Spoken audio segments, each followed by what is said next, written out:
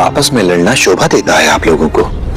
बड़े होने का ये मतलब तो नहीं कि अब जो पवन भाई कहे वही सही है। साईं, पहले इसने धक्का दिया मुझे। बड़ों की बात नहीं माननी है तो ना माने, लेकिन इज्जत तो दे कम से कम। मैंने इज्जत से ही कहा था साईं कि ठेला चौराहे पर लगा देते हैं। और मैंने बात नहीं मानी तो बहसबाजी, हाथापाई पर उतर आए। ये होता है इज्जत देना? और आपने मुझे जानबूझकर धक्का दिया। धक्का तुमने मुझे पहले दिया अब्दुल, झूठ मत बोलो तुम। आप झूठ बोल रहे हैं। शांत हो जाइए आप दोनों। आप दोनों मेरे साथ आइए। हाँ, मैं आपकी समस्या जानता हूं, समझता हूं उसे, लेकिन अगर समस्या है तो इसका कोई निदान, कोई समाधान भी होगा। आपकी इस समस्या का समाधान एक पहेली में छुपा है, और उस पहेली को आप दोनों को ही हल करना होगा।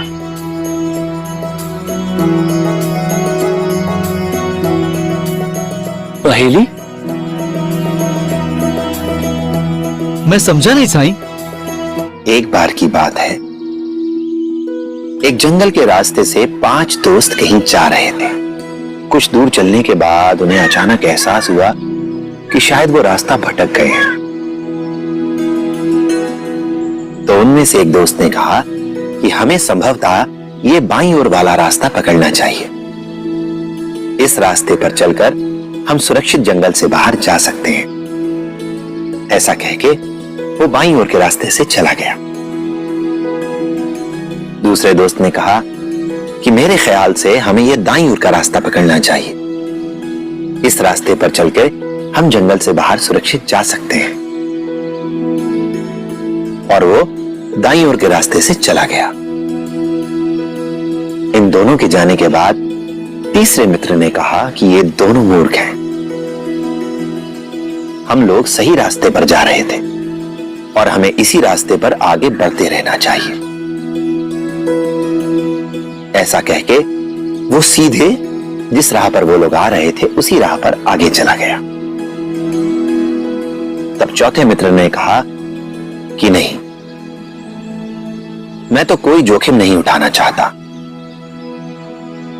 मैं उसी रास्ते पर वापस चला जाऊंगा जिस रास्ते से हम आए थे, क्योंकि वही रास्ता सबसे ज्यादा सुरक्षित है। ऐसा कहके वो चौथा व्यक्ति जिस राह से वो पांचों मित्र इस जंगल में आए थे उसी राह पर वापस चला गया।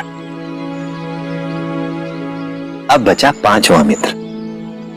उसने अपने चारों मित्रों को जाते हुए देखा और उसके बाद उसने कुछ ऐसा किया जिससे उसे न केवल सबसे छोटा बल्कि सबसे सही रास्ता मिला।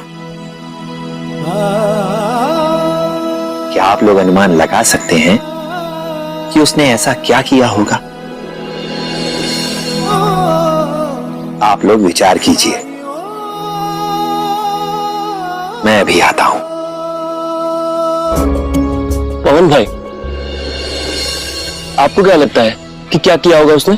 वही तो मैं भी सोच रहा हूं। अगर हम दोनों मिलकर इस पर निष्कर्ष निकालें, कुछ सोचें, विचार करें, तो पहेली जो है जल्दी सुलझ जाएगी। आपने तो मेरे मुंह की बात छीन ली। छोटा रास्ता भी और सही मार्ग भी, कैसे ढूंढा होगा उसने?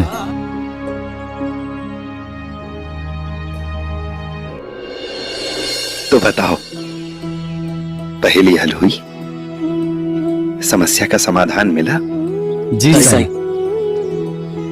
हम दोनों ने निष्कर्ष निकाल लिया है कि उस पांचवें व्यक्ति ने क्या किया होगा। तो बताओ, क्या सोचा होगा? जंगल के सबसे ऊंचे पेड़ पर चढ़कर उसने चारों तरफ देखा होगा और उसे बाहर जाने का सबसे छोटा और सही रास्ता मिल गया होगा। बहुत खूब, बिल्कुल ठीक कहा तुमने। अब ये बताओ कि इस कहानी से हमें शिक्षा क्या मिलती है? पता नहीं साईं। आओ, ये कहानी हमें सिखाती है कि हमें बुरी परिस्थितियों में भी, संकट की घड़ी में भी धैर्य से, सबूरी से काम लेना चाहिए। जब हम समस्याओं से ऊपर उठकर सोचते हैं, तभी हम समस्या का, परिस्थिति का सही सही आकलन कर पाते हैं। अगर आप लोग एक दूसरे को गलत ठहराने के बजाय एक दूसरे की सोच का सम्मान करते,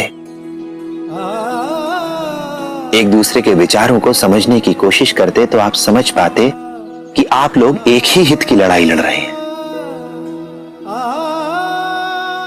और तब शायद आप सही नतीजे पर, समस्या के समाधान पर भी पहुंच चुके होते।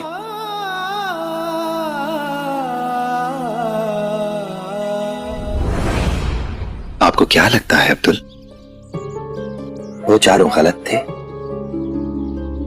बेशक साईं, तभी तो आपने हमें ये कहानी सुनाई। नहीं, वो चारों गलत नहीं है, बल्कि यहां गलत आप दोनों हैं। तो उन पांचों मित्रों के साथ क्या हुआ, ये मैं बताता हूं। पहला व्यक्ति जिसने बाईं ओर का रास्ता लिया था, भले ही वो अपनी मंजिल तक जल्दी ना पहुंचा हो, भले ही उसे छोटा रास्ता ना मिला हो, लेकिन बाईं ओर जाकर वो एक नए शहर में पहुंचा। एक नए शहर को जाना उसने। दूसरा आदमी जिसने दाईं ओर की राह ली थी, चलते चलते वो एक घने जंगल में पहुंच गया। रात हो गई और उसे अकेले ही रात बितानी पड़ी जंगल में, लेकिन उसने भी कुछ खोया नहीं। उसने भी तजुर्बा, एक नया अनुभव हासिल किया। जंगल में अकेले अपने बलबूते अपनी हिम्मत पर रात बिताने का तजुर्बा, अपने दम पर जीना सीखा उसने।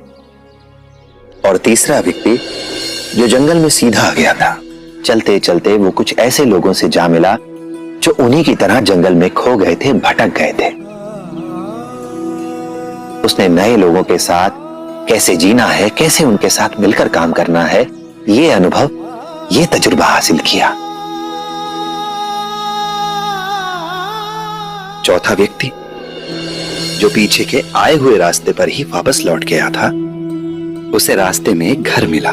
घर के लोगों ने उससे रुकने के लिए कहा और मेजबान से उसने मेहमान के प्रति दया, करुणा, प्रेम और विश्वास का पाठ सीखा। एक नया तजुर्बा, एक नया अनुभव हासिल किया उसने भी।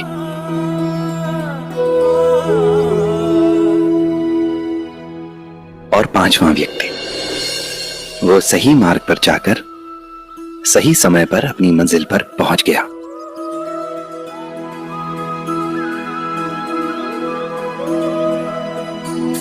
तो अब समझ में आया कि इस कहानी से हमें क्या शिक्षा मिलती है।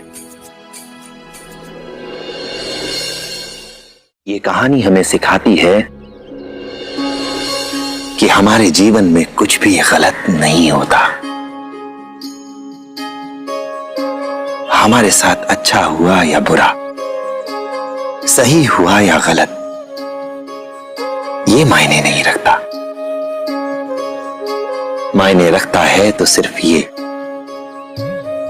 कि अपने जीवन में अपने लक्ष्य तक पहुंचने के लिए हमने जिस राह, जिस मार्ग, जिस विकल्प को चुना, उस पर चलकर हमने क्या सीखा, क्या अनुभव, क्या तजुर्बा हासिल किया हमने। क्योंकि जीवन का हर तजुर्बा हमें कुछ सिखाता है। अब यह हम पर निर्भर करता है कि उस तजुर्बे का उपयोग हम सही के लिए करते हैं या गलत के लिए। इसलिए अगर कभी भी तुम्हारे जीवन में कुछ बुरा हो, कभी कुछ ऐसा हो जिसे सोचकर तुम्हें लगे कि तुम्हारे साथ गलत हुआ है, सही नहीं हुआ है, तो हतोत्साहित मत होना। हौसला बनाए रखना, सबूरी रखना, क्योंकि जीवन का ये बुरा तजुर्बा भी तुम्हें पहले से अधिक बुद्धिमान, पहले से अधिक समझदार बनाएगा। तुम्हें जीवन की आने वाली कठिनाइयों से लड़ने का साहस देगा ये बुरा तजुर्बा। हिम्मत मत हारना, सबूरी रखना।